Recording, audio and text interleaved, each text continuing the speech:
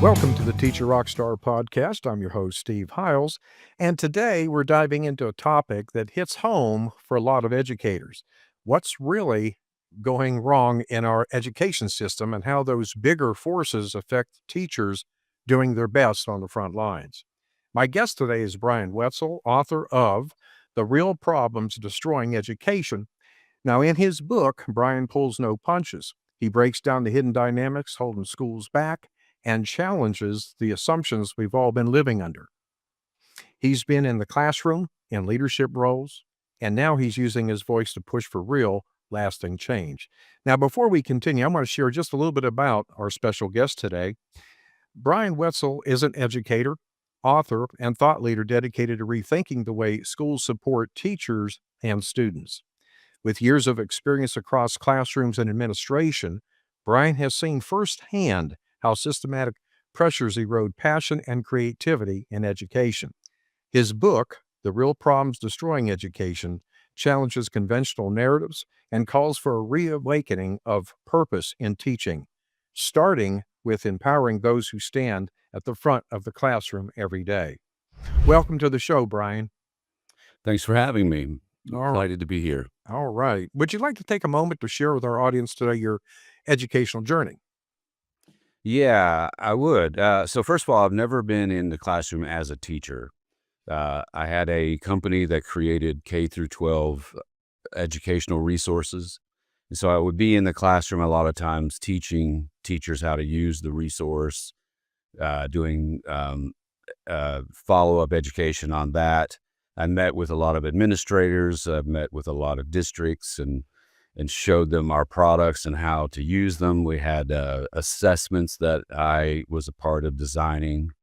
My wife has been a public school teacher now for 22 years, and I had kids in the system. So one of the things I tell people, I wrote the book from 3 different angles. I have experience behind the curtain. I have experience with a wife who is right there, and then I had kids, so they were in the public school system, and we were navigating that. Now they're all in their 20s at this point, so I've been able to see how things have changed just in my time.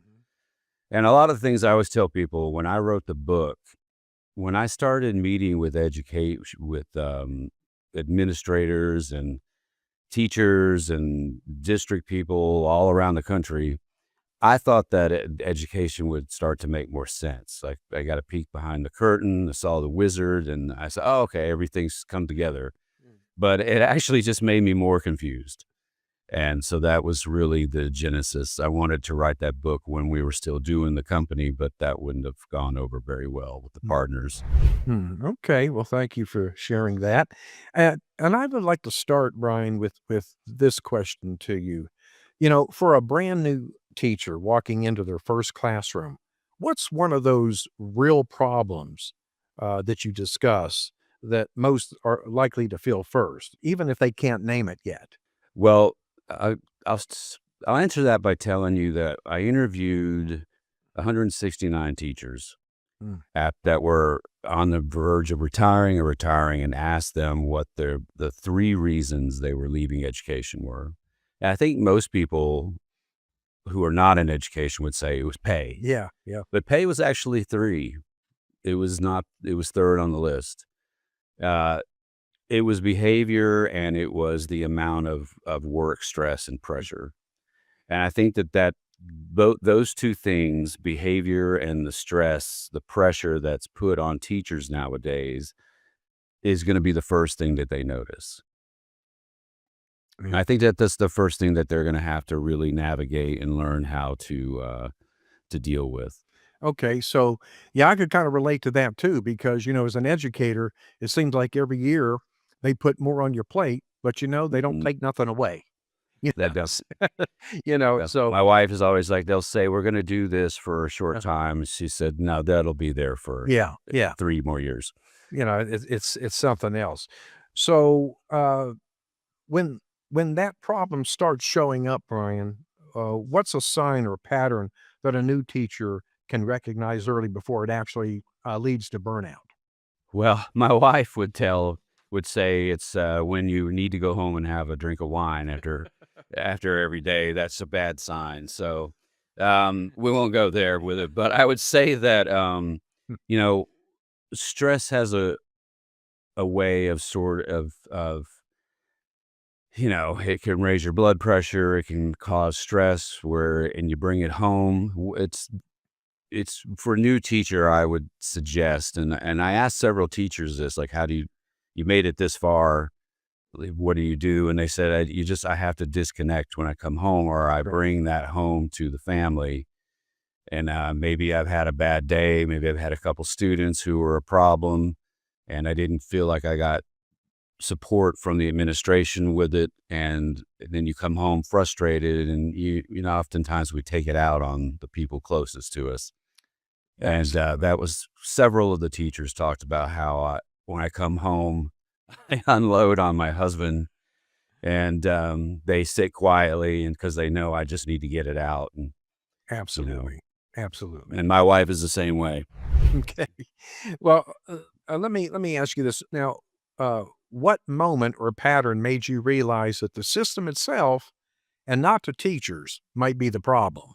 Well, there's two things. There's two answers to this. So when I was in it, I would oftentimes talk to administrators, and I would point out something that wasn't working for them, that they were spending money on, and they would just kind of shrug their shoulders at the administrative level and say, "Well, that's what we're doing." And I would say, "Well, but don't you want to? Shouldn't like a business would want to find the best way to go about it that was cost effective." And what I saw was a lot of cost cutting. What was funny about selling to districts was that you would see a lot of cost cutting, Mhm. but then at the end of the year, I'd get a call from principals and say, I have some Title I money I haven't spent, and if I don't spend it, I'll lose it next year. So I'm going to give it to you.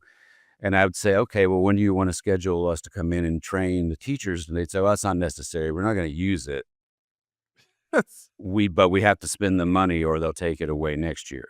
That sure And I makes was a like, lot of but you're not sense. using it this year. Why do you need it next year? And so there was just the answer to that question is longer. To shorten it, I would say there was a lot of things that were just not common sense that would hit me when I would be talking to different, and especially when you would go from one district to another, and Mhm. they're all doing it differently and not getting better results. That was one thing. The second part of that answer is that when I started doing research and I started speaking to some college professors who have been studying this, one of the things that they were telling me was that to look up the percentages, and I think I have them here, that since World War II, the public school population has grown by 663%, Wow. but the administrators hired has gone up by 7 times that. So you have so many cooks in the kitchen, so to speak. Everybody's making, little edicts here and there. Everybody's micromanaging the teachers, and none of it's getting them anywhere. It's not helping. And in most cases, when I have found a teacher that is a rock star, Mhm. they will quietly whisper to me, well, I don't do it the way they told me. Yeah. I do it the way I know best because I've been teaching long enough. I know my class. Sure. Sure. And that's a key thing that I think public school is not focusing on. Okay. All right. Well, then, let me ask you this. What mindset shift or strategy could help first year teachers see the bigger picture, without getting crushed by it? So if you got into education for the reasons that you truly want to help kids, like my wife is very proud. We will occasionally, particularly when our kids were graduating high school, she would see other students walking across that stage who she had taught in Yeah. second grade, first grade, third grade. And, you know, she feels proud about that, of what she did for them, and talking to them when they come back to visit, they're going into, college, going to be an engineer, going to be a pilot, gonna be whatever it is. You are a tremendous cog in that wheel that brings them to their future. And you're you have to be proud of the work you're doing and realize that it's going to be stressful and there's nothing you can really do about Yeah. that. But what you're doing for the kids is a huge plus, a huge positive Okay. in their life, especially. Yeah. Yeah.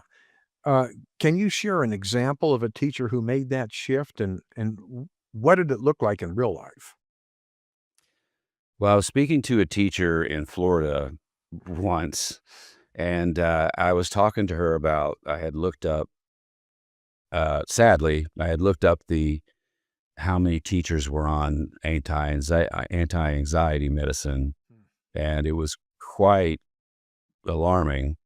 Hmm. Um, it was like 42% Oh of my. most schools, and you know that's a sad fact, and that comes out of all the stress that they pile on to the teachers.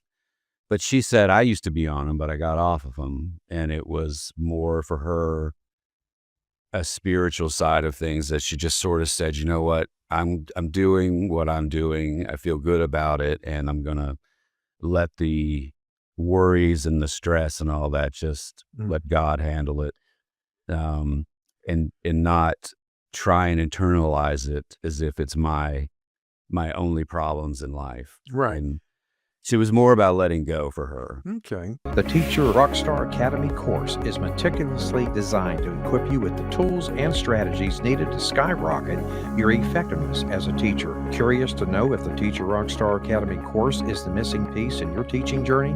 If you're ready to reclaim control of your classroom and witness the incredible impact on your students, then use the link in the podcast description to learn more about this program. Brian, let me ask you this. What could admin do if you had to recommend to them 1 or 2 things that they could do right now, tomorrow that would alleviate a lot of that stress and overwhelm that today's teachers and particularly first-year teachers face? Yeah. We're talking about, Like principals? principals, or are we talking about district? Well, Well, yeah. principals, yeah, see, principals have their hands tied too. Mhm. It is not uncommon for a principal to tell me, or a teacher to tell me this, that the principal will quietly say, "I know that you're upset about this, but this is what the district said. I have to we don't have a choice." Yeah, yeah. And that's unfortunate. Um, what they could do, honestly, is 2 things. First, let the teachers teach. They know how to teach. A first-year teacher may not, but they'll get there, and if they have good mentors Yeah, yeah. in the school, they will get there. One of the things when we hired teachers, because all of our videos were created by teachers, I always wanted a teacher who had been in the classroom more than 10 years and had been teaching that grade level more than 3, because a teacher who's been teaching the same lesson every year knows what questions they're gonna get. They know where the students at that grade level or age level are going to be tripped up or have struggles to understand.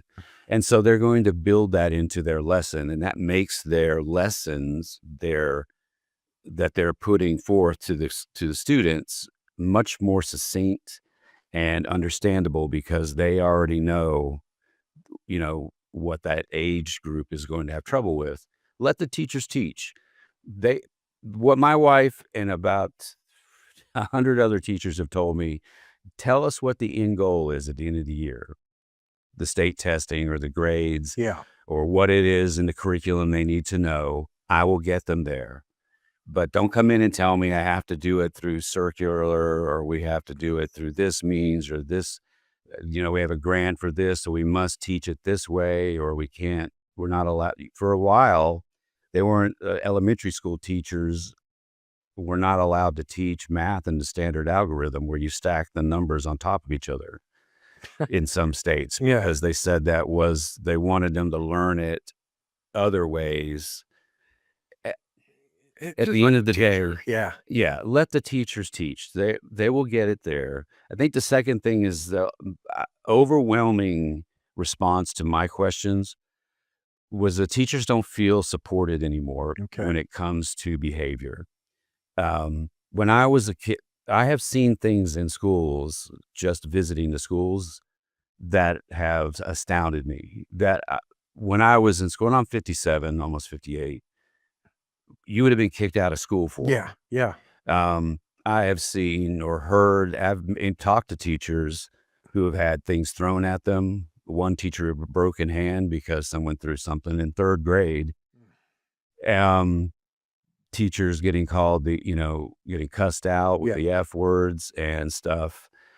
One teacher told me she has someone in her class that was so disruptive that the rest of the class was not getting a good education because of one child. But the school system said they won't remove them anymore. See, that's Yeah, so we're capitulating to one child, mhm. and the rest of them are suffering. And one of the things she was telling me was that every time she would send this child down to the office, he would just come right back within 15 Oh, minutes. yeah, yeah, that's terrible. Well, that And, I'm sorry. those that kinda that I think that's very defeating to a teacher, you know? I have a child here who is possibly harmful, definitely disruptive. I can't do my job, and I'm not getting support to do my job. Mhm. Yeah, yeah. Wow. Um, Now, if we can't fix the whole system overnight, what can a first-year teacher do inside their own classroom to push back against the forces that you talk about? Yeah, so that's I think if one of the things about education, and you were in education, so I bet you could talk to this too, but it's a very, seniority driven, like you're in a first year, you Mhm. need to sit down, stay in your lane kinda thing. But outside of that, whether it's your first or second year, one of the things my wife is very pragmatic, and she has great results, and you would expect her husband to say that, but I mean, Yeah, truthfully, yeah, she's had some of the highest, state scores in the county. So she often speaks up when she sees them applying something that isn't gonna work or it's been tried already, but she will notice that they'll be in a meeting and no one else is saying anything, and then she will speak up, and then everyone else will suddenly speak up. yeah. They're all It's thinking it, the but she brings it Yeah, forward. it's Yeah. the Cheryl, whatever her name was from Facebook about lean in. If you have an opinion, speak up. Okay. You might be wrong about it, by the way, but somebody can tell you why. Yeah, But the o overarching issue here is that when edicts are being put down onto your school or your teacher the other teachers, if nobody's speaking up and pushing back a little bit, then you get what you get. yeah, yeah, you do. Yeah, you do. Um, Brian, let me ask you this. Now, if your book could spark one concrete change that would make life tangibly better for new teachers, Mhm. what would that look like? Ooh. Well, we talked about letting them teach. Yeah. I think that, and I think that cleaning up behavior, I think that maybe alternative school needs to become a thing again. Okay. Um, I think that, so I don't even have one. You can tell I've got a few, but I think that one of the things that I think that would fix education across the board is that we need to strip it back down to its bare bones and restart. There's a lot of stuff that I think not so, particularly in union controlled schools where there's a lot of social and emotional. They have SEL, so social and emotional Mhm. learning. Mhm. A lot of teachers are very uncomfortable with this. Um, and I'll tell you how uncomfortable they are. When I would speak to a teacher who was in a union controlled area, they would ask me, is my name going to be used in this? And if I said, and I would always say no, and they would say, okay, then I'll tell you my true opinion. The whole argument about what we should teach when it comes to social issues, I think needs to be left at home, and we need to get back to basics of math, science, and all the basic stuff. And I think that uh, let me add this in. This is not part of your question, but Yeah. this has kind of always. I've been wondering why this hasn't been changed. Most schools have gotten rid of a home ec or it's sort of a side thing that not Yeah. everyone has to take.